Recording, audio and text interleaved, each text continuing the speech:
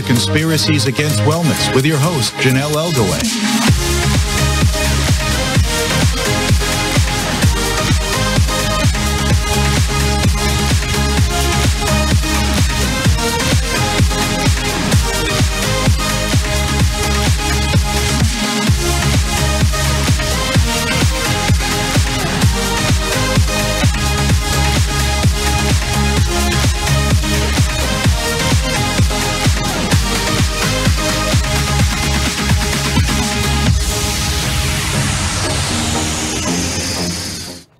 Good evening and welcome to Conspiracies Against Wellness. I'm your host, Janelle Elgaway. Tonight's guest is Dr. Stephen Henson. If you have a question for Dr. Henson, please call in at 415-915-2291. You can also listen and chat live with our audience from YouTube channel Conspiracies Against Wellness livestream. Welcome to Con Nation. How are you this evening, Dr. Henson? I'm doing very well, Janelle. I understand you're experiencing some storms there. We are, and in case if we get taken off for whatever reason, just so the audience knows, please just stay on and we will be back, but we should be pretty good. Perfect. So I know you were a previous guest on Con Nation. For those that missed the last show, can you please share a little bit about yourself and what we'll be discussing tonight? Certainly. Janelle, I'm a career emergency physician as well as a medical missionary and a entrepreneurial investor. So I've been to 13 different countries. I've worked in multiple different emergency rooms, ran a staffing, billing, and coding company, and also had a very successful pediatric home health care company. What we'll be talking about tonight is the current police state, if you will, in the United States with regards to opioid medications and or benzodiazepines that has no scientific basis. And we will correct some statistics about things such as death rates, CDC morphine milligram equivalents, and what other countries think about this and are doing. Okay, great. What is a police state? A police state is where the government actually takes over and mandates anything from policy to rules to how rules are interpreted. So for instance, the last time you saw a typical police state is sometimes it's done for safety purposes, such as after 9/11 when they stopped all the trains and airplanes, air traffic. You do that for safety for the people, and sometimes you do that when you're trying to catch someone that is on the loose after like a terrorist attack that's unknown in, say, London. So a police state comes in and takes over. And so what we see right now in the United States as our most recent police state is what we have referred to as the opioid crisis, which is actually a completely fabricated event. There is no opioid crisis. Okay, so what is this then? Well, what we have is a crisis of overdoses. Has nothing to do with opioids because the opioids are the connotation that is used to describe doctors' prescriptions to patients. What we have is a crisis of addictions. The number of addicted people hasn't risen since 100 years ago, but currently we have a number of street addicts that are dying simply because the vacuum that has filled the lack of medical prescriptions that are being written by physicians, which is a controlled substance, but also is a regulated practice, is coming in from across our borders. So you're getting 98% of the deaths that are currently occurring that get counted against doctors are actually heroin and fentanyl that are coming in from China and Mexico. One thing I don't understand is there is less prescriptions written today, but there is more overdose deaths. Can you explain why this is? Sure. Isn't that a striking dichotomy of two divergent curves? Because one would think if it was purely supply and demand, like we learned in economics in early 6th grade, is as supply goes up, demand goes down. So anyway, our government had this wonderful idea that they could reduce opioids and thereby the death rate would go down. But what we've seen over the last 3 years is that the opioid prescriptions by doctors or healthcare providers for patients has gone down better than 50%, while the death rate from opioids, which includes heroin and fentanyl, has gone up 650%. Wow. The reason that doesn't make any sense intuitively, but that's a rather striking statistic. But if you step back and say, well, what filled the vacuum and what causes the problem? And the answer is what fills the vacuum is pain patients and or addicts even. If they're getting their medications from a regulated provider, for instance, a physician prescribes 7.5 milligram Percocet tablets. You know it's got 7.5 milligrams of oxycodone in it. But if they have now been given a, quote, mandate under the CDC guidelines, which are only voluntary guidelines, it is not law, but it's being interpreted as law by pharmacists, DEA agents, insurance companies, and doctors are perceiving this as law when it's not. So anyway, if the supply has gone down, demand goes way up. So if you can't get into a new doctor, your only option is you can do without, you can commit suicide, or you can go to the street to get your medications. Now, on the street, though, if those medications are coming from illegally manufactured fentanyl, which has no regulatory action because it's mixed with heroin, and you're used to taking, say, 4 Percocet or oxycodone a day, so you take what you perceive to be 4 oxycodone off the street, but really it's fentanyl, and it's 100 times more potent, then that's why we have people dying in the street now. Because they're taking unregulated medications. You don't know the dose, and you don't know how it's going to affect you at that increased dose. Right. Most people don't even understand, and I will include doctors on this, that fentanyl, if you asked the general public after they heard a media account on TV or radio, would think that fentanyl is a drug that doctors prescribe. Well, that's partially true. We use fentanyl parenterally, IV, in emergency rooms and in operating rooms to put people to sleep for a surgery. Fentanyl also comes in pain patches, and fentanyl comes in lollipops called Actique. But what people don't understand, including physicians, that there are actually 114 different fentanyls, because fentanyl, as opposed to morphine, is not derived from a poppy.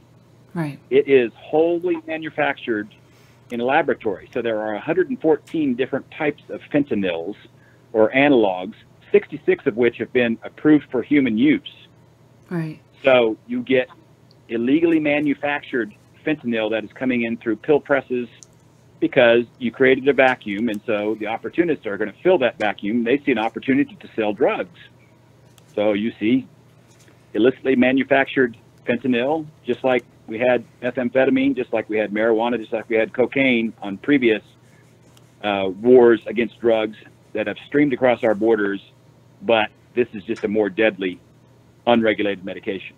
Okay. And you are able to change the actual drug just by changing a molecule. Is that correct? Changing one allele right. off of a organic molecule. Yeah, you can change. So that would be like one line. Group.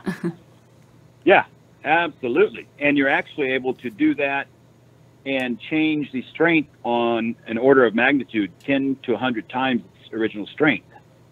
You know, I'll tell you, even heroin addicts that would come, say, into the emergency room, if they know that they're supposed to take a certain amount of heroin 3 times a day because of the half-life, but it's spiked with fentanyl, and now all of a sudden they get something that's 100 times more potent, they are even accidentally overdosing and dying in the streets.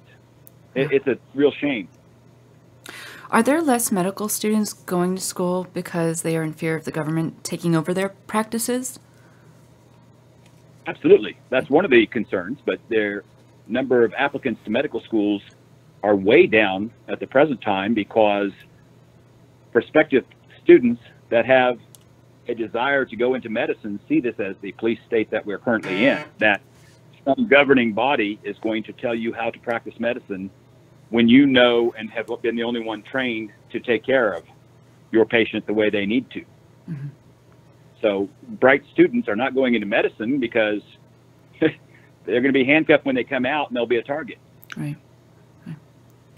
We have a call. I'm going to take quickly. Caller from area code 980. What's your name? And what's your question for Dr. Henson? Hi, this is Jessica. I'm Janelle. And hi, Dr. Henson. You, first of all, I'm yelling preach in the background. I feel like I'm at church. But I had a question about the fentanyl, and it's due to the media, the way the media portrayed it in our area. We had an officer actually find a vial of liquid fentanyl, which I didn't know. I mean, how often is something like that prescribed? Because our media actually blamed it on a patch, which I know is ridiculous. I wrote the media about it, the actual news company. I said, that's not the way the patches are. You don't just get, liquid fentanyl. Can you tell me how often, is that something that's given to patients? Or, I mean, how can I come back in the media and be like, okay, this is this, and what exactly is that about? Well, I will tell you, thanks for calling in and asking that question, because that is a question that not many doctors, if you ask your primary care or your pain management doctor, can even answer. But I will tell you that liquid fentanyl is not prescribed outside of hospitals because it's used for parenteral use, which means it's used IV for an induction agent in surgery. But the forms of fentanyl that are used by prescription for outpatient patients is fentanyl patches, which are written in strengths of 25, 50, and 75 micrograms per hour. And that has to be on your skin for about 12 hours before you start to feel any effect. So you couldn't just immediately put on a fentanyl patch and feel an effect. And in fact, they have to be changed every 72 hours. And then fentanyl that comes in lollipops and then fentanyl spray. But there's not a fentanyl liquid that is legally prescribed on to outpatients. Confronted them on Twitter. Hello? Yep, you're here. Oh, sorry. I was just saying I confronted them on it, and the company will not write me back. I said, and I had them on YouTube, and I just told them, I was like, this is why we're having a problem in our community, chronic intractable pain patients and palliative care patients. I had Ehlers-Danlos. This is why we have such a problem, because you just showed a patch and then rushed an officer to a hospital over a vial of fentanyl. I said it had to be illicit. I said you wouldn't even say that. So they will not even respond to me on it. So I just wanted to make sure that I was not completely ignorant, so I know how to approach them next time. So thank you so much. I appreciate it. Certainly. Thank you. You're not ignorant at all. What they probably had was liquid heroin with fentanyl, which is a powder, dissolved in the heroin. So that's what they were calling liquid fentanyl. And that'd be very potent, and that's exactly why even addicts are dying in the street taking their what they thought was regulated heroin dose. And that's why other countries have injection dens, like Toronto or London or Copenhagen. Is the addicts will go in for two reasons. Addicts will go in because they get a regulated dose of their heroin 3 times a day, and they get clean needles. And there's actually nursing staff there that draws up their syringe, and they get to start their own IV if they want, or the nurse can, and they get a regulated dose. And you know what? Nobody dies. Nobody gets HIV from an infected needle. Nobody gets a staph infection in their arm because it's regulated and controlled. And let me ask you this too. I mean, do these people seem to be able to have a pretty normal life, and they are able to go on and work or, have hobbies? these people are doctors, lawyers, judges, lawmakers. So I would say, yes, they function just fine. Okay. Pilots, the misnomer about heroin even is that it's this evil drug because it has this moral implication, but heroin is just two morphine molecules strapped together by a single molecule. Right. You said there's 7 countries that decriminalize drugs. What are the death rates of overdoses in these countries? It's a very good question, Janelle. First, I must tell you that there's a big difference between 2 terms that I will tell you. One is legalization of a drug, and one is decriminalization of a drug. And they cause about the same thing, is that you don't see drugs on the street, but they are drastically different in what they mean. And decriminalization means that they won't charge a person for possession or use if it's only for their own use of any drug, marijuana, heroin, cocaine, whatever drug it might be. Whereas legalization means that it's perfectly legal, so you could see people out on the street, in a restaurant, sitting next to you, snorting a line of coke or injecting. And what happened when you're talking about risk mitigation or harm reduction, what is often quoted and used as a fear tactic in the United States is the number of people that are dying every day of an opioid overdose. Well, that's true. There are people dying of opioid overdoses, but because we're not regulated here in the U.S. So what you'd like to do is harm reduction. And so these 7 different countries, that was led by Portugal, but Sweden, Canada, Germany, multiple different countries have looked at this and said, what are we trying to accomplish here? Because associated with the illegal acquisition and use of illicit drugs goes up, or correlates rather, with heinous crimes. So rape, murder, and robbery, armed robbery, go up. So they said, well, wait a minute, we got to keep our citizens safe and our tourists safe. So what they did was decriminalize all drugs. And wouldn't you know that the rate that is used, just like a birth rate or death rate, the rate that is used is deaths from opioids per 100,000. So these 7 countries now have death rates per 100,000 from an opioid overdose of less than 2. Wow. Now, we have this terrific healthcare system in the United States. So where might you guess that the United States lies, where we have this police state that won't let your doctor prescribe more than 90 MMEs for any patient, regardless of their rate of metabolization or their tolerance? Right. I would think we would be, very low on the list because of that. But we really should be high because of, how rich we are. Right, yeah. Right, exactly. And I mean, so it doesn't really make sense. We have all the tools. We have all the tools and the capabilities, and they always tout that 80% of all the opioids are consumed by the United States. Well, that's because we have the means to relieve suffering. But our death rate in the United States per 100,000 is 336. And you'd have to look at that and say, why is our death rate so high when Portugal and Sweden and Canada, they've virtually eliminated opioid overdoses by allowing patients to take whatever they want so long as it only affects them. And then lo and behold, rape, murder, armed robbery also went down. So what do you think's happening in the United States then? Is the death rate goes up and heinous crimes go up because people are desperate to get their medications. You were raided by the DEA, and your license was taken for, it's still taken actually.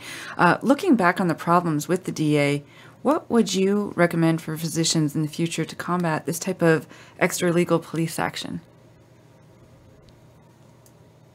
The only fail-safe method would be to not prescribe any controlled substance, because I don't think any healthcare provider could be protected from even prescribing one dose if they were so targeted. But again, I think this really isn't about opioids. It's about control of the people. It's about purging morally undesirable people, like the sick and infirmed and the addicts. And it's also about capturing assets. Should doctors get together and retain lawyers if they are being harassed or having issues with the DEA? Regardless of harassment or issues, doctors should have a group that they can subscribe to or participate in, just like they do with malpractice insurance, that they can have a consortium of defense attorneys across the United States that are willing to or capable of responding to any state at a time of a doctor being attacked.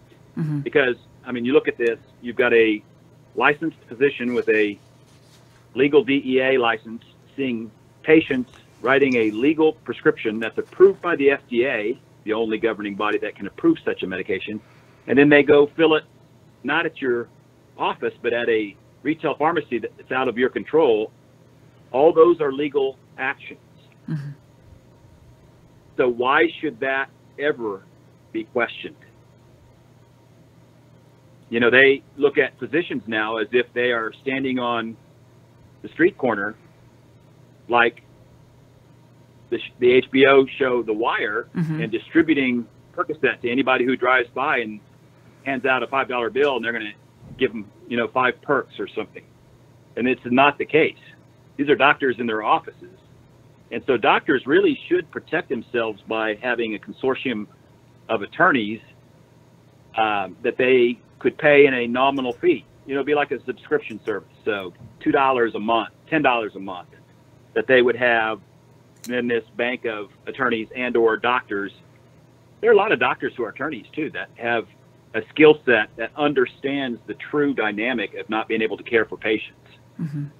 What's striking, Janelle, is that the World Health Organization and the UN, two worldwide governing bodies, have come out with their policy position statements that every human being should have the right to relief of suffering. So they should have the ability to receive adequate care for pain and or suffering. In Malaysia, where they have kratom, that's from a root of a tree.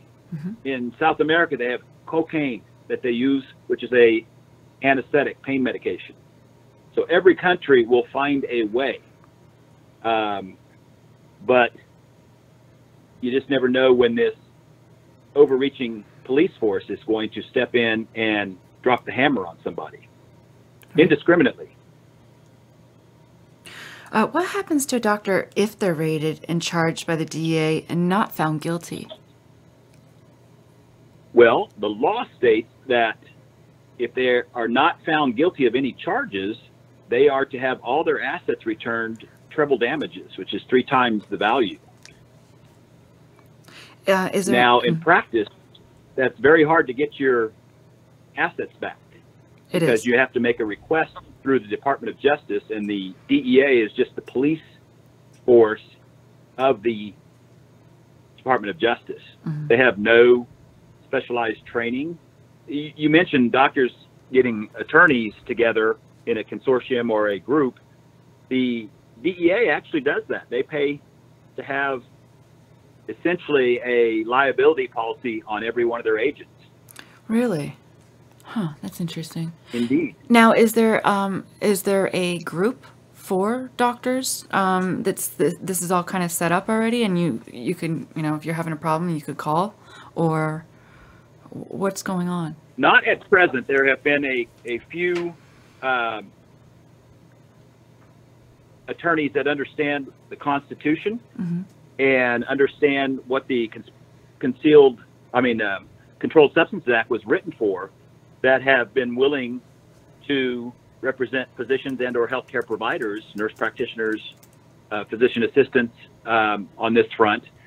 Probably the best source of information that one could go to for a listing, because there are multiple different Facebook pages, but they are kind of focused on a single niche: Ehlers-Danlos syndrome, fibromyalgia, chronic migraines, interstitial cystitis. But if you go to doctorsofcourage.org, that is a website that has multiple tabs on it, and it will take you through state laws, federal laws, cases, attorneys that will represent physicians or caregivers, and that's probably the best resource that I know of at the present time. Okay.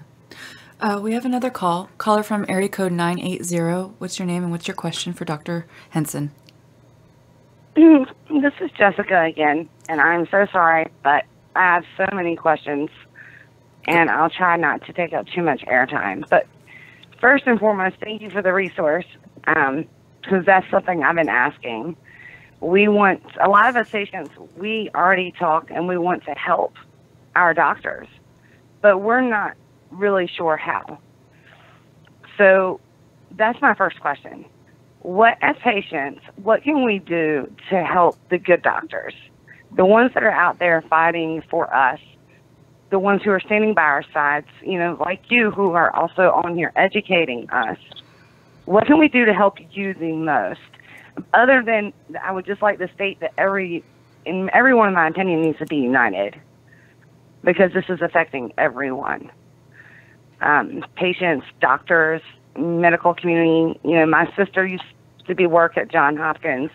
I've watched her work her butt to the bone, and I have friends who are doctors. Like, I don't want them to lose their licenses, but as patients too, we're also, Ehlers-Danlos. If you go undiagnosed for so long, and there's so many with CRPS and different things, without that medication, it starts to become a bitter relationship. So I just want to say we need to stand together first. But second, what can we do to support you? What a patient can do to support their caregivers and protect them is contact your state representatives, typically your senators and your representatives, and write them a letter or send them an email. I think a letter is more appropriate, or a fax. You can also educate your caregivers, and I will say that with caution, because there are multiple different painful entities that not many physicians even understand adequately if they've never experienced it themselves. So you are morally singled out as weak if you need to be on pain medication. That's the way our society looks. They don't look at diabetics like that. They don't look at heart disease patients like that, or smokers that have COPD, but they look at people who require pain medicine. There's a fabulous group out in Phoenix, Arizona, by the name of AAPS, American Association of Physicians and Surgeons, that advocates direct functional patient care. And it is really mostly against big insurance controlling who you see and what you can get and limiting you to 90 MMEs. They advocate that the doctor makes the decision based on tolerance and the metabolic rate of somebody's ability to metabolize a pain medication, or if it transits through the gut, or transdermally if it's a patch. And what they do is advocate that it's in the doctor's decision, but it's concierge medicine. So for a nominal fee, $30, $50 a month, you'll be able to be seen within 24 hours. And those doctors typically have their own dispensary pharmacy, and they have groups that they work with so they can get CAT scans and MRIs, and then usually carry a catastrophic insurance that's high deductible in case you need to get hospitalized. But otherwise, for all your routine care and prescriptions, you can go through your concierge doctor. Now, the other thing is you'll usually get some pushback from your healthcare provider, even if it's a pain management doctor, when you go in and say, these CDC guidelines were just voluntary recommendations and there's no science behind it. But if you do that, you run the risk of your doctor saying, "Are you trying to educate me about what I already know?" And they will tend to bristle up a bit, which is unfortunate because that demonstrates their ignorance. But if they knew, probably the best example that one can see in the United States, I think, is Dr. Thomas Klein, that's there in North Carolina, who, instead of writing, 90 MMEs, wrote effective opioid dose on his prescriptions. If somebody metabolizes quickly or has tolerance, he'll write 400 or 500 MMEs and say this is the daily effective opioid dose for this patient. And that's perfectly legal. Aaron, I have a question about that, and you actually brought up a really good point. First off, I wanted to see what the CDC was saying as far as their latest report of June. I think it was June 18th that they released, and I pulled all of their data when they were talking about overdoses and what specifically it was done as far as it being any type of opiate. And I had to work with a team of people because I could not get this onto a table for just a chart to show North Carolina in itself. We came to find that every drug that they had listed within this report had a specific code. And it was a code, well, they might have like 104.2 for, we'll say, an opiate or synthetic, excluding methadone. And then they'd have another code for another. But What really bothered me is that with the it wasn't transparent at all. We had no way to really tell because what they don't say is, like, if a person takes a 5 milligram oxycodone and they go out and they drink 7 pints of, I don't know, some type of alcohol, liquor. Whiskey. And then, exactly, it's automatically classified as an opioid-related death. So I can't get any true numbers for CDC, but I wanted to point that out. Like, they made it basically to where that data is so unreliable, we have no way of really knowing kind of what you said. And as far as we run into issues here in North Carolina, I know I have had my own insurance customer or insurance agency tell me that they follow CDC guidelines. So, and they won't cover my meds. And I refuse to have my doctor do another prior authorization. So I'm just telling you that that's what we're running into. That's a excellent point that you point out, because actually the CDC guidelines were pure opinion manufactured from whole cloth. It was plotted out on a grid that showed that there was a certain number of deaths at 90 MMEs, but what that really turned out was a few talking heads with no science behind them said, look, there's a blip here on the screen that a number of patients died at 90 MMEs. What they were really saying is, who needs more than 6 Vicodin a day? Or who needs more than 4 Percocet a day in their mind? But if you looked at the entire data spectrum, what you saw is there were the same number of deaths at 10 MMEs, at 20, at 300. Because there's tolerance and there's people that have idiosyncratic. And then, of course, what you mentioned is if somebody has a toothache and gets prescribed an oxycodone and gets hit by a bus walking home, that's an opioid overdose in the CDC's mind. If they get struck by lightning and they have an opioid in their system, that's an opioid overdose. That's an opioid death. Makes no sense. The one thing I will say to the CDC's credit was they put out all this false information, and then they had to retract that in June by stating that they had overstated the opioid death rate by 100%. And there was no science behind it. Wow. Well, Jess, thank you. Oh, go ahead. That somebody could throw out a statistic like that, and then it's adopted by physicians, medical boards, pharmacies, and insurance companies. It's technically, it's a willingness for the U.S. government to allow our patients to be tortured to death. And they're willing to give up. Most people don't understand. We have a population of 330 million people here in the United States, and 110 million, which is a third. That's one heck of a voter base. Suffer from chronic pain. Now, 26 million people are reported to be on a daily opioid. But in the last 2 months, 1/3 of those 26 million have been taken down below 90 and lower, or taken completely off their medication. That's torture. Yeah. Jess, thank you so much for calling in. We have another caller from area code 212. What is your name and what's your question for Dr. Henson? Hi, Dr. Henson. Thank you for being so brave. I have an incurable rare disease, and I live in New York City, which has always been extremely opiate conservative. I've never seen the opiate candy store, and I've been through over 20 different specialists because of the rarity of my disease.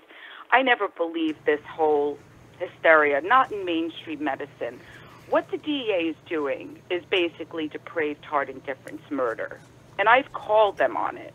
And I spoke to what I guess was their Olivia Pope, and just lie after lie. One of them being that they only go after doctors who exchange sex for medication. And if anyone has sat in the waiting room at Cornell Pulmonology Clinic, they know that nobody is it's just so ludicrous. If you're sick and you've sat in these waiting rooms, these people, they're on oxygen tanks. They're very, very sick.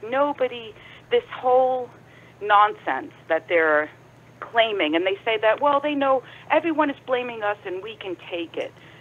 It's almost like they're acting like it's 1973 Chile, when you mentioned police state, that they have taken over and they are in control right now. And in New York City, as I said, it was always opiate conservative. Now it's at the point that doctors will not even see patients anymore if they know they need a controlled substance. I'm curious about your take on Xanax, Benzodiazepines, because it is one of the narcotics that I need for my disease.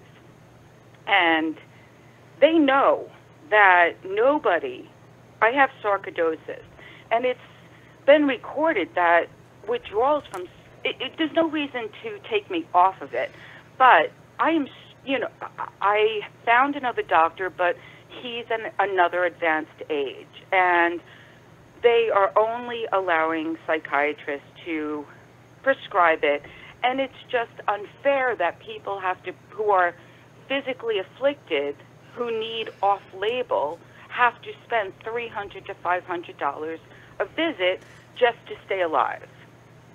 And I don't understand their new obsession over benzodiazepines. I've been taking them for a very long time. My father has as well. And there's no side effects that I have experienced.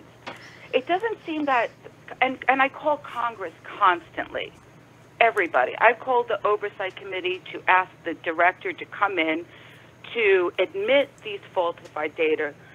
They're not interested. I've called many committees involved with these anti-opiate, anti-narcotic bills.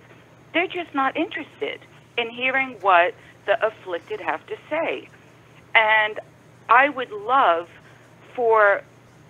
they won't even allow a venue for doctors to refute somebody like Andrew Kolodny, who they call an expert witness, who basically, he went to Queens College and some medical school I never even heard of and never even treated a patient for a physical affliction. And he's designing laws for complex diseases like mine. What can we do to get Congress to invite proper doctors to refute these claims? They just don't seem to want, they're not interested. It ruins their agenda. What do you suggest we do? Well, that's a very long question, but it's very good things that you brought up. and it's not only New York, although it's been opioid phobic for many, many years. And what our listeners need to understand with regards to benzodiazepines, you mentioned Xanax, a very good drug, but Ativan, Valium, Librium were the classic benzodiazepines, Klonopin. These medications affect the GABA receptor in the brain, which is exactly where alcohol affects the brain. So it's not surprising then that you would, if you had any knowledge about alcohol treatment, that a patient that is withdrawing from alcohol has about a 50% mortality rate or can die by going into delirium treatments. Alcohol withdrawal. So we treat those patients with benzodiazepines, Ativan, to cover that receptor so that they don't withdraw. Benzodiazepines actually have, Xanax is the classic, has more than a 50% mortality rate if you abruptly pull somebody off of Xanax without tapering them.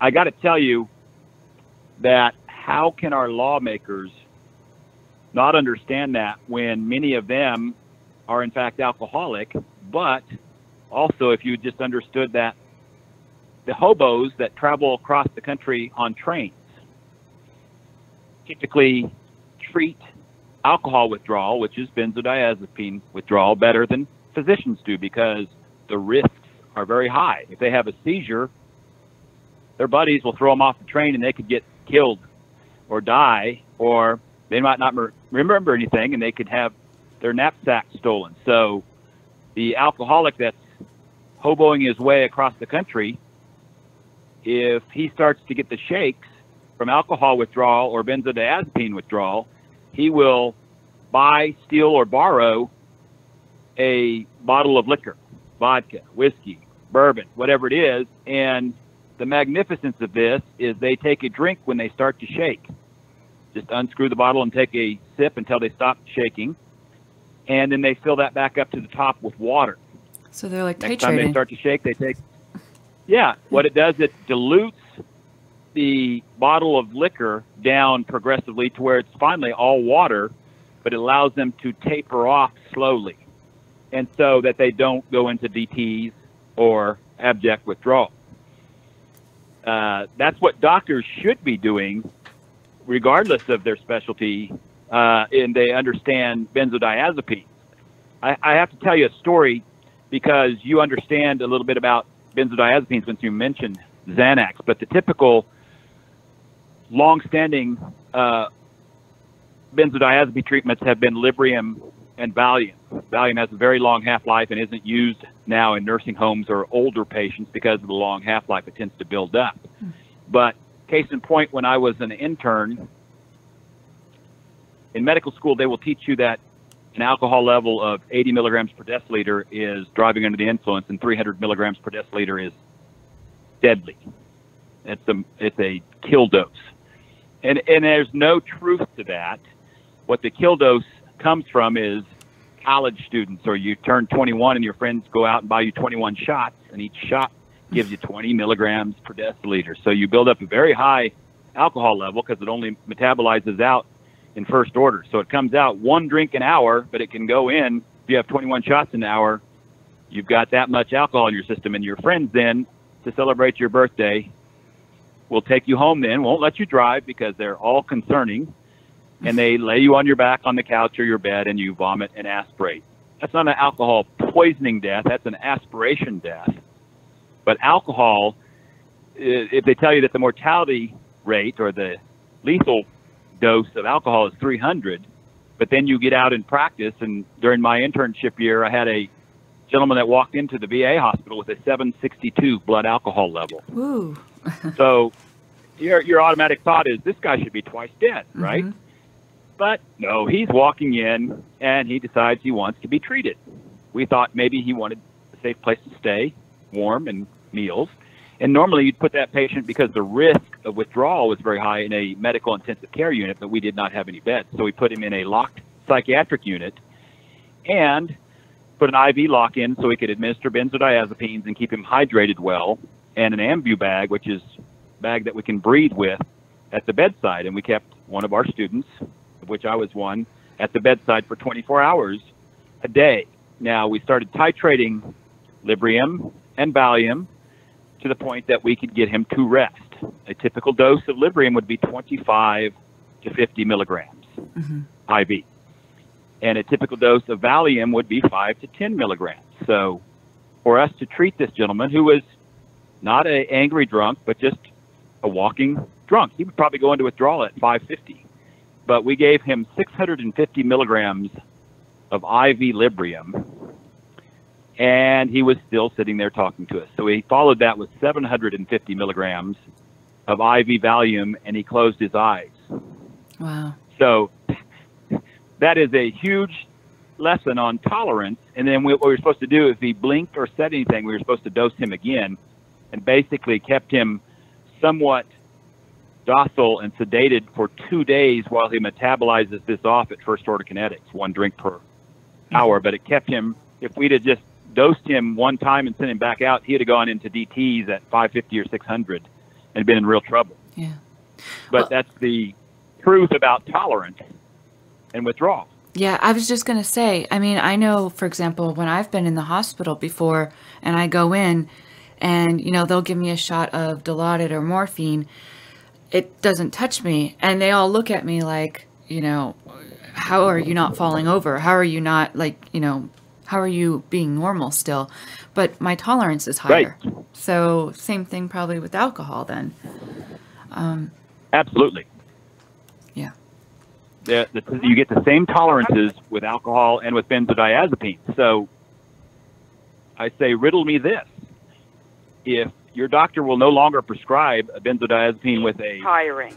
That's the problem. opioid, yes, will your pharmacy, on your tablets of benzodiazepine, there will be a little sticker on your prescription bottle that says don't take alcohol with this.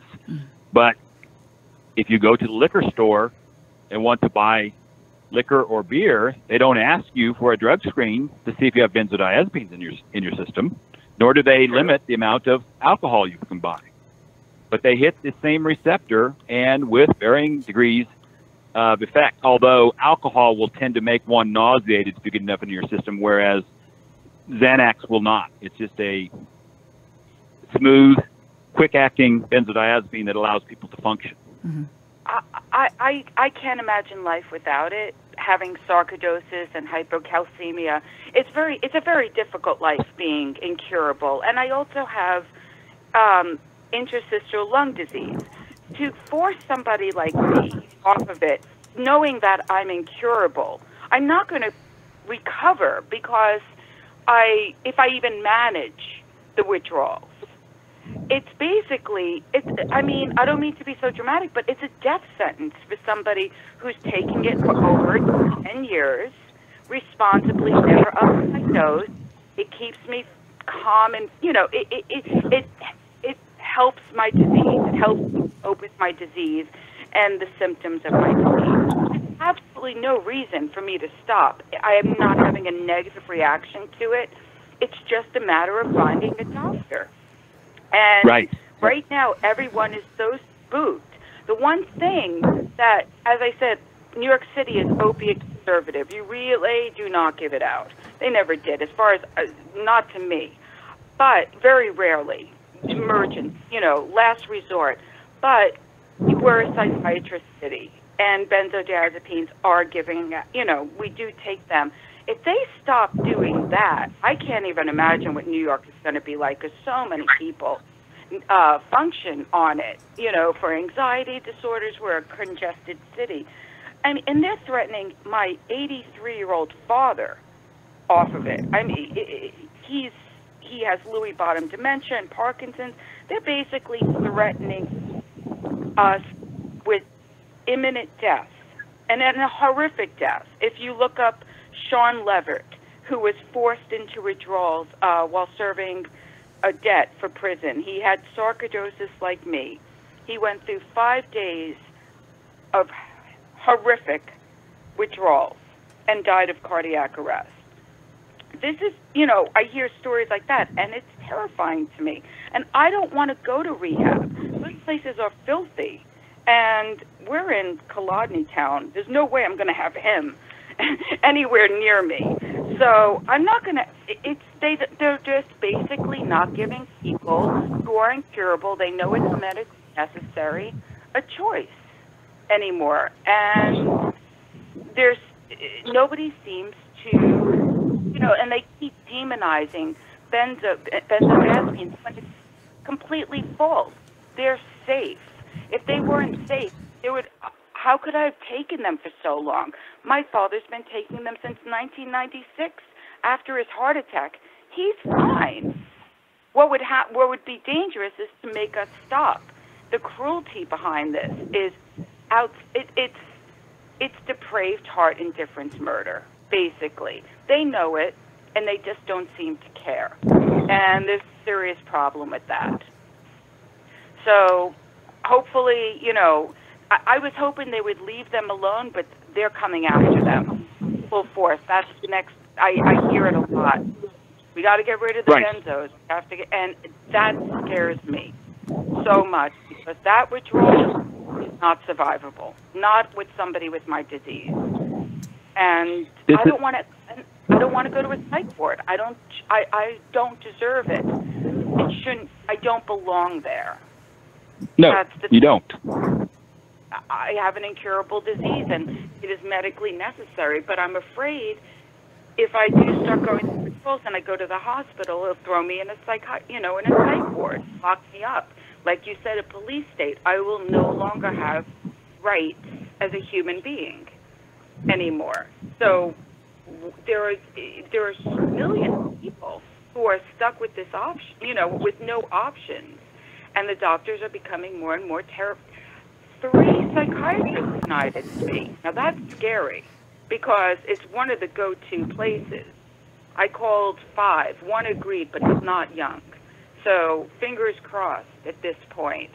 But certainly, I don't know why they're going after it so much. It doesn't make any sense whatsoever. It's a completely safe drug as far as I'm concerned. I've never had a problem with it. And I don't know anybody else who has. It has helped them tremendously. I mean, it was designed to replace.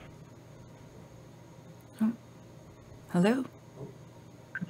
I think she... Did we lose her? We lost her. I apologize about that.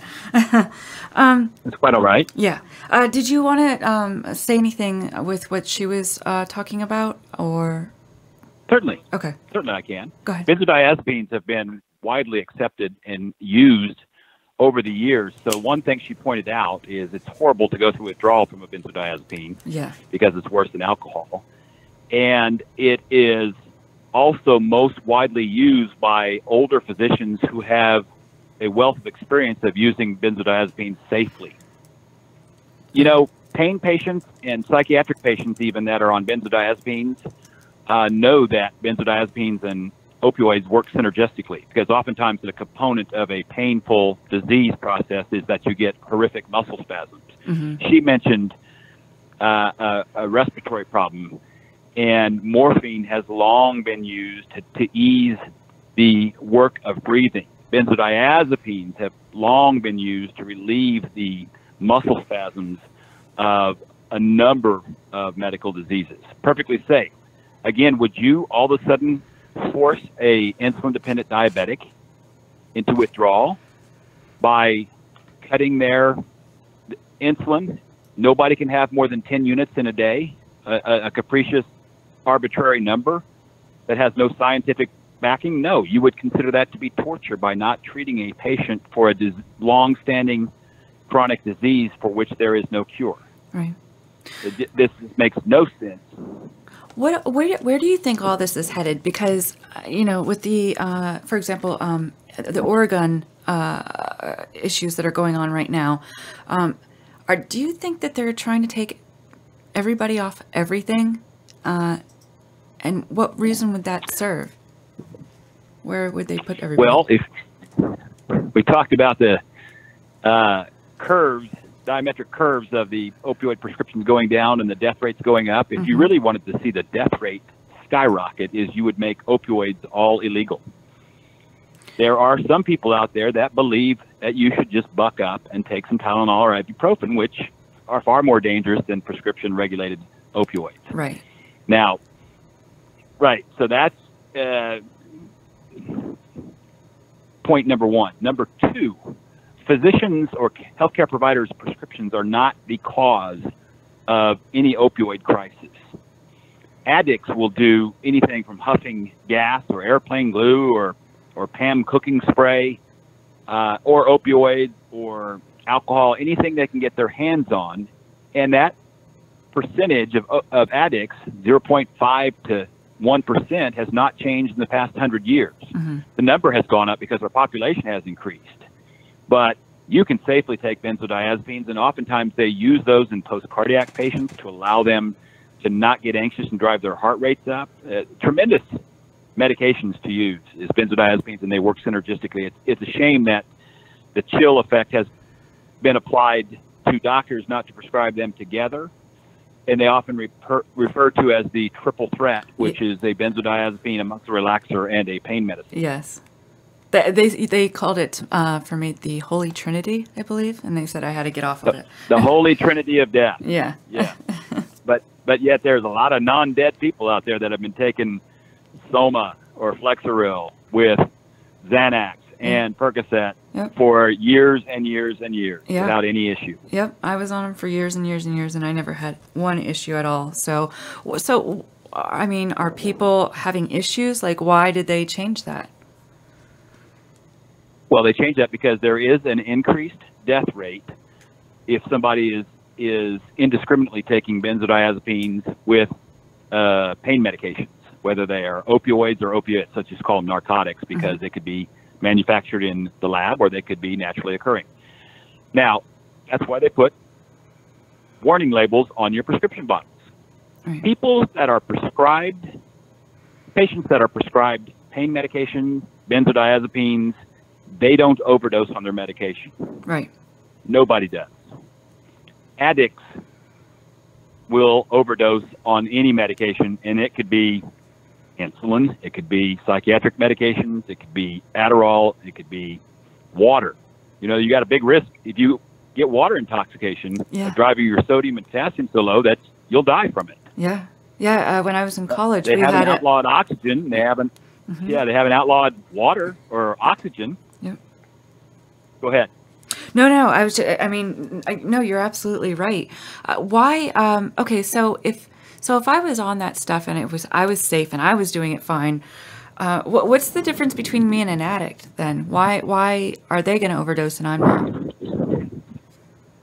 Well, addicts have a whole different mindset, and there's a couple different types of addicts.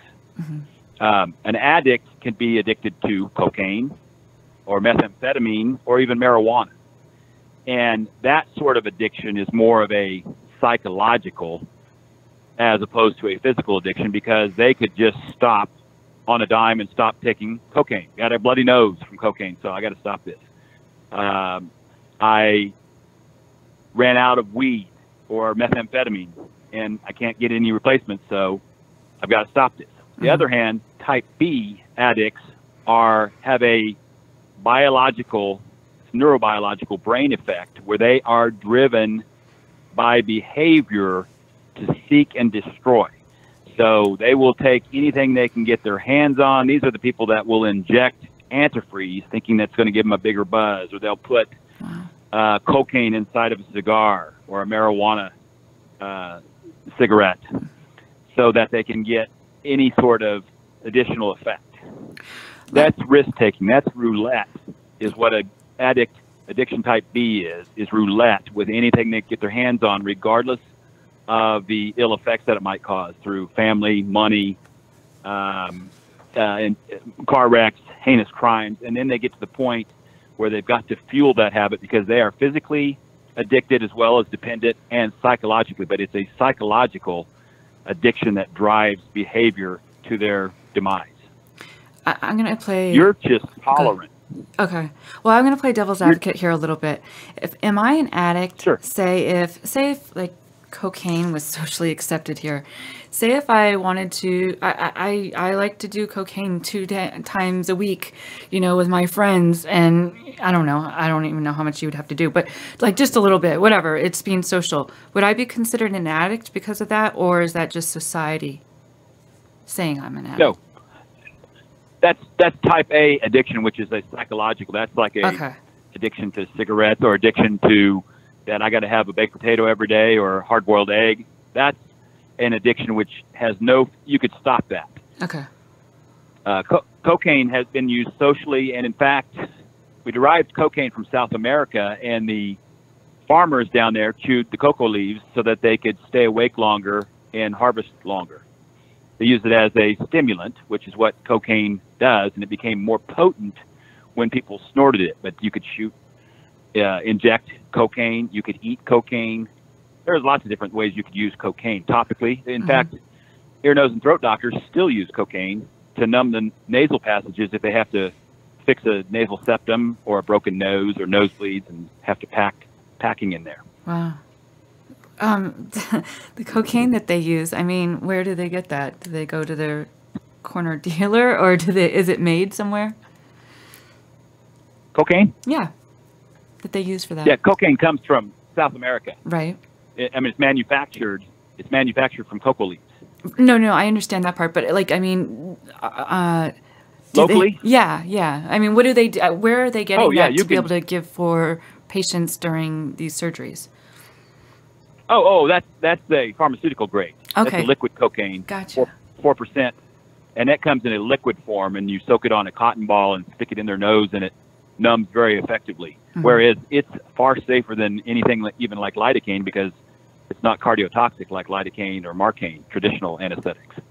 Okay. Laura Polk from YouTube asked, how can we follow Dr. Henson on Twitter? Well, you can connect with Dr. Henson on Twitter through Janelle. Okay. She knows how. Okay. I didn't know if you wanted to give out your Twitter handle or not. All right, I'll let them know later then. Sorry about that. Okay. That's fine. I was wondering about Trump wants to have state law for drugs and not federal. Can you explain that a little bit? In why? Certainly. Okay.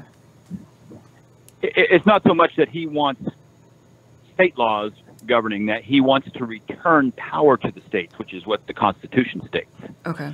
He says the only reason that the federal government exists is for national security and infrastructure. So highways, airways, trains, and then the national defense so that we don't get invaded by a foreign country. But states have all the power and have had.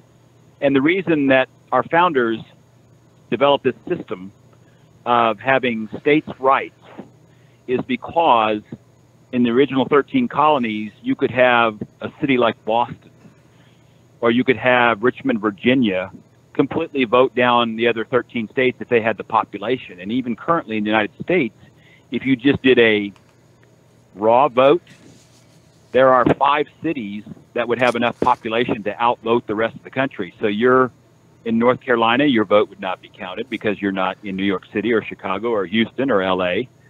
And there are 5 cities that can overwhelm the votes, which is why you use an electoral college. We have 2 senators per state, and you have representatives that are assigned by the number of population, so 435,000. But Trump said to return the power to the states as opposed to the federal government pontificating from on high. And the most recent case, what he was referring to is marijuana. Marijuana has multiple medical benefits for Hodgkin's lymphoma, chronic traumatic encephalitis, which is the dementia that football players get from battering their heads, PTSD. There's multiple healthcare benefits from marijuana. And in fact, I have to throw this in that when you study pharmacology, we are actually created with endocannabinoid and mu receptors as well as GABA receptors in every organ in our body. A mu receptor accepts opioids. like a puzzle piece. An endocannabinoid accepts marijuana, THC, and a GABA receptor accepts benzodiazepines. So I think our Creator, in infinite wisdom, designed us to be taking these medications for medical benefit. So Trump was just saying it doesn't make any sense to have 36 states that will allow medical marijuana and a couple that will allow recreational marijuana, but then the federal government hangs over everybody and says, but it's federally illegal. Best probably illustration of that is Colorado has both legal medical marijuana as well as recreational marijuana. Right. But any of the dispensaries out in Colorado cannot handle Visa, MasterCard, checks, no paperwork. It's all cash. And they have to take their cash in a black hefty bag so it doesn't seep through, with armed guards down to one of 4 banks that will accept their cash in Denver. There's only 4 banks. Wow. But the banks are just rolling the dice because the federal law says they can sweep in and sweep all those accounts. And so the banks say, but we make enough interest on the amount of money that's coming through that we'll walk that fine line, the risk versus benefit. And Trump says it makes no sense to have the federal government that could come in and sweep what is a legalized state business. You know, it'd be like you having a snow cone or a lemonade stand. If you're a 6-year-old and your state or city says that's perfectly okay for your niece or nephew or your children to run a lemonade stand, but the federal government comes in and shuts you down and says, let's see your permit. It doesn't make any sense. And so Trump just says, return the power to the states where it belongs. Okay. That's his position. With all the talk about evidence-based medicine and not considering metabolism, why is this all looked at as a one-size-fits-all? Because people are ignorant, particularly the lawmakers. What they fail to recognize is people metabolize at far different rates. You see people that can tolerate alcohol because of tolerance, but even, for instance, redheads, natural redheads, bleed much more in surgery or tooth extractions. We know that certain patient populations can have sickle cell disease. Typically African Americans can get that, but every race can get sickle cell disease.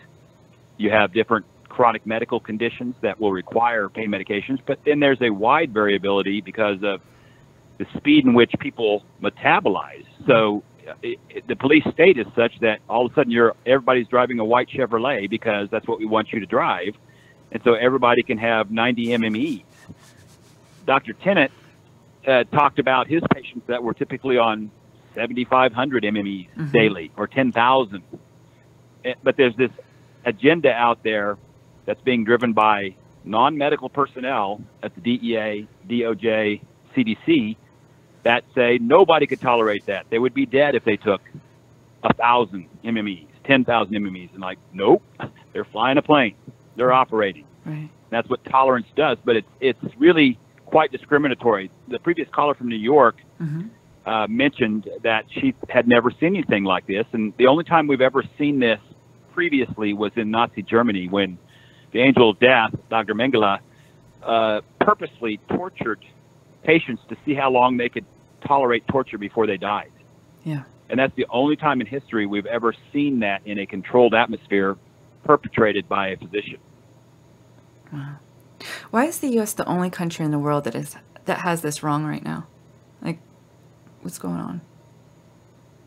You see us as the only country, or you're asking me why are we the only country? I mean, are we the only country? And if we are, like, why are we getting this wrong? Because I know other countries are doing it right. You know, I mean, they don't have these other issues. Countries. Right. Well, look at the death rates, look at the overdose rates. And there's one thing that rings true is follow the money. So if you can put people into rehab facilities where the government benefits from patients in rehab facilities, or you can eliminate the expense of an insurance company because they don't have to cover 300 MMEs. They can just say, we won't allow that. We're not going to authorized more than 90 MMEs, and many are going far below that. It's also doesn't make any sense, because when a prescription is filled, what most people, if they have insurance, they don't even notice the charge. But what happens if you go to get a prescription filled, you pay for the medication in the pill bottle, you pay for the pill bottle, a nominal fee, $4 to $6. And so if you go to a state now like Oregon that says you can have 5 days worth of medication, so what happens to the patient then that's on that medication daily and has been on for years? Are you going to pay your $5 for your pill bottle every 5 days?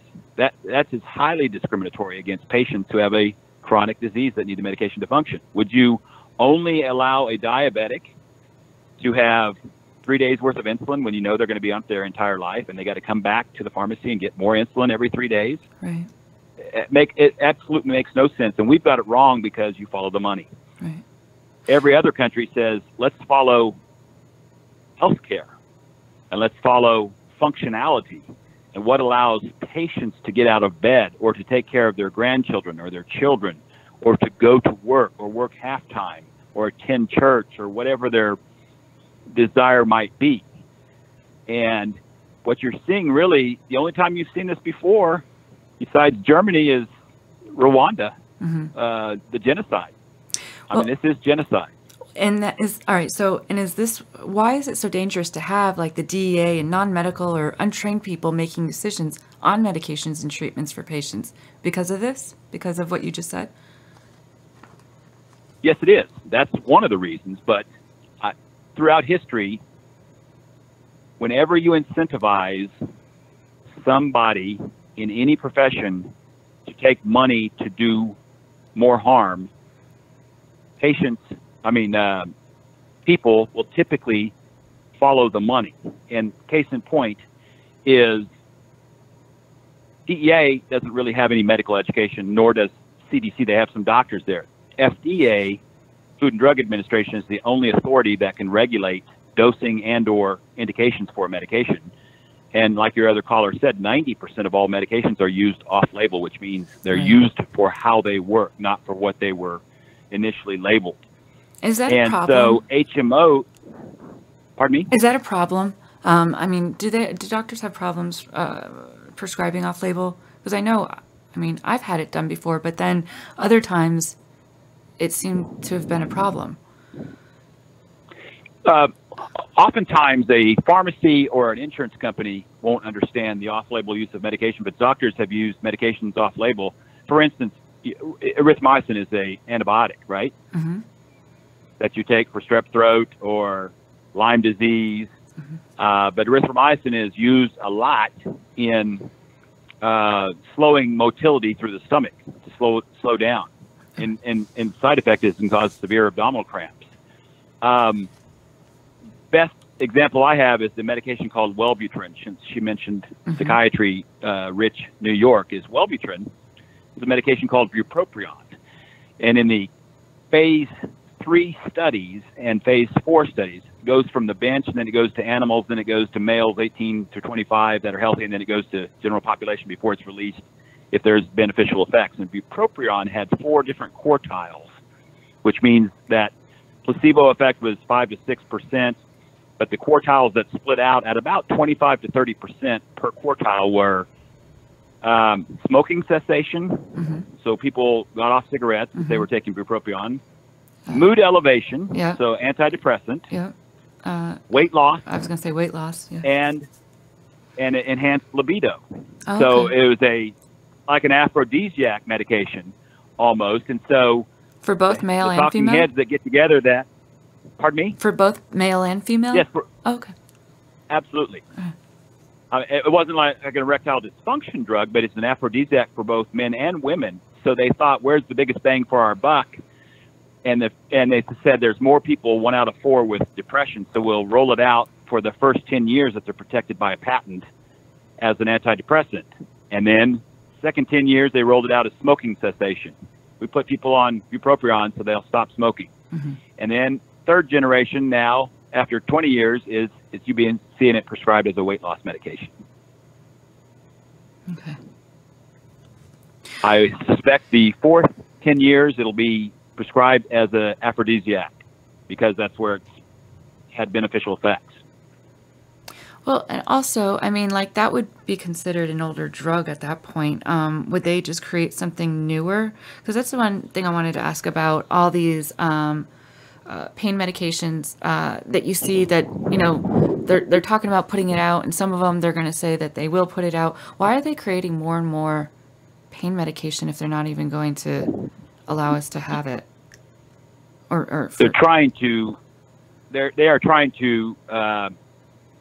create a newer and better pain medication that it has abuse deterrents in it, so that you can't crush a pill, or that you can't cut a fentanyl patch, or they are non-opioid pain medications. But you've now run into problems with Lyrica, gabapentin, other medications that are now controlled. They've tried to control kratom. They've tried to control CBD, but that was roundly shot down by the FDA. FDA is a terrific governing body for labeling and indications. And they have said there's no upper limit for benzodiazepines or opioid medications. And they shot down the CDC when they first approached them and said, hey, we need you to sign off on this 90 MME thing. And they said, why would we sign our names to that? There's no science to it, and it makes no sense. Right. You know, they also, I heard somebody told me that they're trying to schedule herbs, which I don't understand why they would do that, except for the fact that they're trying to cut people off of anything that can help them. Is that terrible to say? Right. Well, it virtually seems like that, but herbs can have a tremendous effect. St. John's wort is much like Prozac. That's true. Or fluoxetine.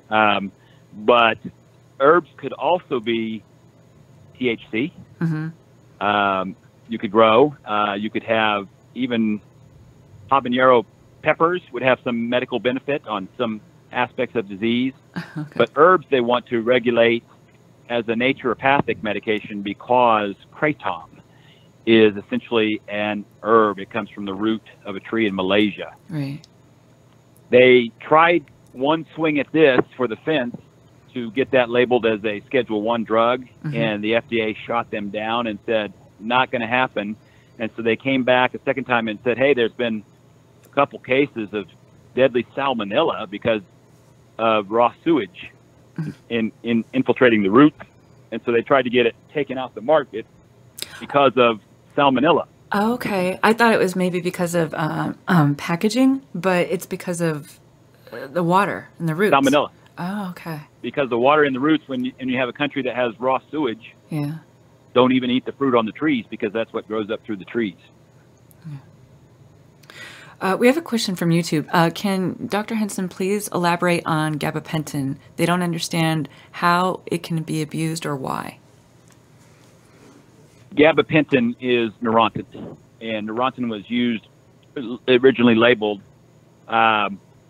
for peripheral neuropathy because it blunts central nervous system response. But gabapentin has been used mostly street knowledge in prisons because it accentuates the effect of a opioid. So, for instance, if you didn't have access to an opioid prescription, Vicodin, Percocet, in a prison, they would prescribe Tylenol or ibuprofen or even maybe Ultram.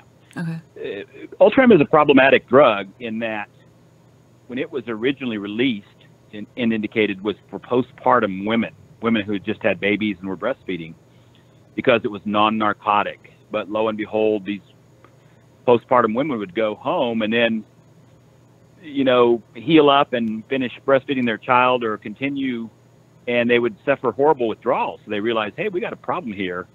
People were withdrawing from Ultram, but Ultram metabolizes, it's not a very clean drug at all. It metabolizes the venlafaxine, which is an antidepressant, and morphine.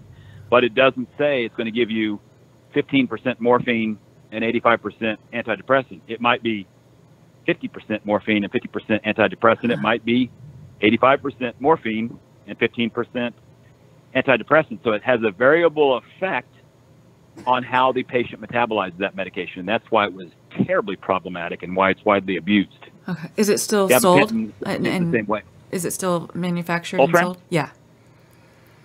Absolutely, it is. Yeah. Okay. I just wasn't. But sure. it's liar's poker. I mean, you don't know what you're going to get until you take it. Yeah, that's a little scary. We have another That is question. very scary. 'Cause Yeah. yeah. Why can't the FDA shoot down the CDC guidelines? Well, the FDA, all they can come out is with a position paper. Scott Gottlieb is a brilliant physician in charge of the FDA, and that's why he was chosen for that role, is the governing body for labeling use and dose of any medication, whether it's lisinopril, whether it's a cardiovascular medication, whether it's a diabetic medication. They are the purveyor of information. And in fact, if any physician or healthcare provider wants to know anything about a specific drug, patient comes in and brings their medication list and they don't know anything about, first thing you do is go to the FDA to learn any information or know, are there any problematic side effects or drug interactions. They don't go to the CDC. CDC was a data collection body for epidemiological purposes. Right. The one most recently people talked about, like Zika virus or hantavirus or the flu. And they're supposed to gather data and assess the need to do widespread treatment or surveillance for influenza. Okay. Or so how did they get into Ebola. the CDC guidelines? I mean, aren't they kind of... Well, let's just say there's enemy at the gate. You had a couple rogue physicians that were at the CDC, Drs. Kolodny and Dr. Frieden, who decided to take it upon themselves to see if they could get opioids virtually eliminated or restricted to the point that their goal was to completely eliminate all opioids and only have Suboxone, which is a combination medication of Narcan or and buprenorphine, because that's what they can give at addiction centers and many doctors. But you have to have a special SAMHSA endorsement 8-hour course to be able to prescribe Suboxone. Widely used, hard to come off of in prisons because Suboxone is widely abused. But Dr. Kolodny had an idea that this would be the only opioid necessary in the world because it has built-in Narcan, has the antagonist in it. So nobody's going to overdose if you just get them on. What's the problem with that, though? Because there has to be a downside. Well, the downside of that is, let's say you have to go in for a procedure. So let's say you go in for a colonoscopy and they want to give you some Versed and some fentanyl to kind of put you into a sleepy state while they do your colonoscopy or EGD, is they throw you into withdrawal if all of a sudden they put a parenteral narcotic in your system and you're on and you have an antagonist on board. That's why we always, in the emergency room, if we had an overdose patient coming in, the worst thing that could happen is they were in a controlled environment, like an ambulance. If they've stopped breathing, it's a diagnostic test to give them Narcan. But if you know that they've overdosed on an opioid, you might do a test of Narcan, but you don't keep delivering Narcan because what you've done is woken up a fighting tiger. If all the risk is that it's respiratory depression, the paramedics would rather keep the narcotic on board and just bag them or even intubate them, control their airway, and come to the hospital where it's a controlled situation. You don't want to wake up somebody in the back of an ambulance unless they have to be woken up to breathe when you can breathe for them. Right. Now, but so if I needed that medication in the hospital and I'm taking like Suboxone or whatever, what will happen to me? I mean, am I going to go into withdrawal immediately? Will it work? You'll go into withdrawal. And so if you go into the hospital, and you often don't know when you're going to have to go into the hospital, but you go in for an elective procedure. Right. Reduction of some sort or shoulder surgery where they're just going to do a block on you, you need to always tell them that you're on Suboxone. Okay. Because what they'd have to do is switch you to straight buprenorphine if that was the agonist that best work for you. They'd have to switch you to straight buprenorphine for about 3 days prior to your procedure so that you didn't go into withdrawal. Okay. Butrans is buprenorphine, and straight buprenorphine is just the agonist. But when you mix Narcan with it, Suboxone is used for addictions. Okay. Pain management patients also take Suboxone so that they don't escalate their dose. How so? What do you mean? Well, they if it's a type B addict, and they are concerned that if I put one Percocet in my mouth, I'm going to be at 10. Okay. That's what a patient would say. So rather than that, give me Suboxone. And psychiatrists usually prescribe it, but all doctors can if they take the course. And I had, so you can go, the beauty of Suboxone is its labeling through the FDA was it came in 4 milligram, 8 milligram, 24 milligram, 32 milligram. And if you used, this is from DSM criteria, the psychiatric manual, is if you had an undifferentiated addiction or dependence on board, it didn't matter if it was alcohol, opioids, benzodiazepines, you could treat it with Suboxone at 32 milligrams to taper off of the autonomic effects that occur with withdrawal from coming off of medication like that. Okay. Right. So that Suboxone was widely used for that effect. I always say follow the money, and if you knew that the physicians that were driving Suboxone had big positions in stock in Suboxone. If I was a car dealer that all I made was Oldsmobiles, I would want the government to say everybody has to drive an Oldsmobile because it means more business my way. Right. There's a financial gain, and the same thing applies to Suboxone. Val H. from YouTube asks, what are the effects of Suboxone on patients that have various illnesses, like immune system issues, people that are not addicts?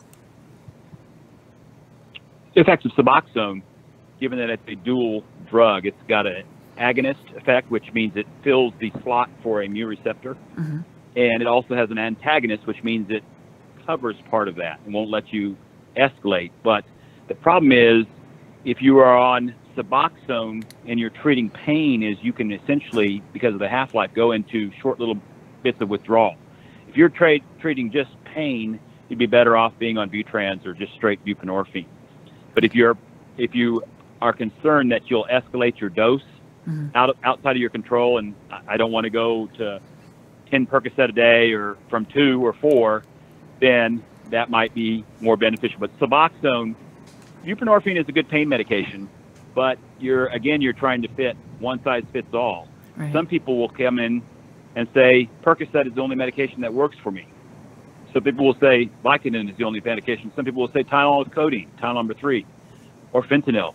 So people have differences, just like you would select a different color of blouse to wear because you like the way you look in blue versus yellow. I mean, differences for different people. We have a caller from area code 321. What is your name and what's your question for Dr. Henson?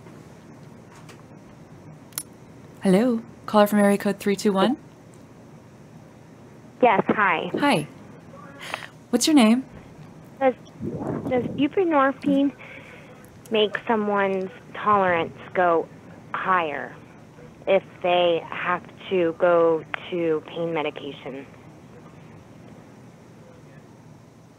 Buprenorphine as a straight agonist, opioid agonist, you can develop tolerance to buprenorphine. I'm not sure the question is accurate because you can switch patients from buprenorphine to another opioid medication like fentanyl or Percocet or oxycodone, Vicodin. But Suboxone, you couldn't as easily switch, and at the higher dose, it covers more of the mu receptor, but it has more Narcan in it too, so it throws you into a bit of withdrawal or keeps you from escalating. So you don't develop a huge tolerance to Suboxone where you could to buprenorphine. Okay. Did you have any other questions? And then questions? I have another question. about the Wellbutrin. Is that safe for someone to take when they're taking pain medication? Wellbutrin is a very safe medication. Wellbutrin has as its principal side effect that in some people, if they are on 300 milligrams a day, can have an idiosyncratic reaction from their P450 system that they may have seizures. But there's not any significant drug-drug interaction between a pain medication and Wellbutrin. Okay, great. Thank you. Thank you for calling in. Yes, ma'am. We are going to wrap up here. Did you have any like last words or thoughts for the evening on what we talked about so far to wrap up? Yes, I would say follow Dr. Klein on Twitter, Thomas Klein, MD, PhD. I would follow Dan Laird, who's a doctor as well as an attorney. I'd follow Jeffrey Singer. These are thought leaders that understand what society will look like when we don't treat our suffering. There's a term used that Dr. Klein refers to on his Medium that you can find on Twitter, that if you're a nation that has the capability to relieve suffering and pain, yet you do not, or you withdraw that sort of treatment, you are nothing but a tormentor. You're not a healthcare provider. Okay. And that is what we call torture. Right now, physicians are so scared, healthcare providers of all kinds, are so afraid of this bang, bang, Maxwell silver hammer coming down on us through the DEA and Department of Justice that have usurped the FDA's authority. They have no authority to act, and they're purposefully putting patients through withdrawal to the point of death from withdrawal and or suicide because they have no other options. It's a shame, and it's a mark on the U.S. population now, which makes us the laughingstock of the world. Yeah. No country should treat their patients like this.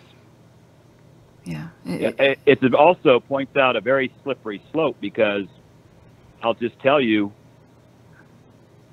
it starts here, and it's a purge of morally undesirable patients, those that require pain medicine, my God, to be functional. But then what if you say, okay, we're not going to take care, now we're going to outlaw treatment of patients that weigh over 240 pounds, some capricious, arbitrary number, or we're not going to allow treatment of diabetics with over 10 units of insulin, or we're not going to continue to treat you for your lung disease or heart disease if we see you on any one of a number of cameras with a cigarette. We're just going to withhold all your treatment because we can't. It's a power trip. Right. Well, Dr. Henson, I appreciate you coming on tonight and sharing all of your knowledge. And you're always welcome to come back. So I'm sure we're going to have plenty of questions certainly appreciate too. So, well, thank you. I appreciate it. Absolutely. I thank you for your time and expertise. Okay. Have a good night. Good night, Janelle. Well, Call Nation, don't forget to join us next Tuesday with Dr. Klein at the Doctor's Corner and special guest pharmacist Mike James. If you have any questions, please email myself or Dr. Klein. If you don't have my email or his, I could give it to you after the show. And we'd like to know exactly what you want to know about it, though. And thank you for taking some time out of your evening to join us here at Call Nation. I'm Janelle Elgoy, signing off until next Tuesday. Have a good night.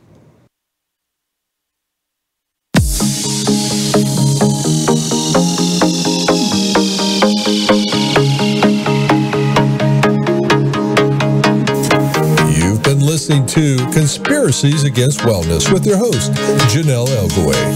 The opinions expressed on this program are those of the host and callers, and not necessarily those of EXG LLC, its employees, or sponsors.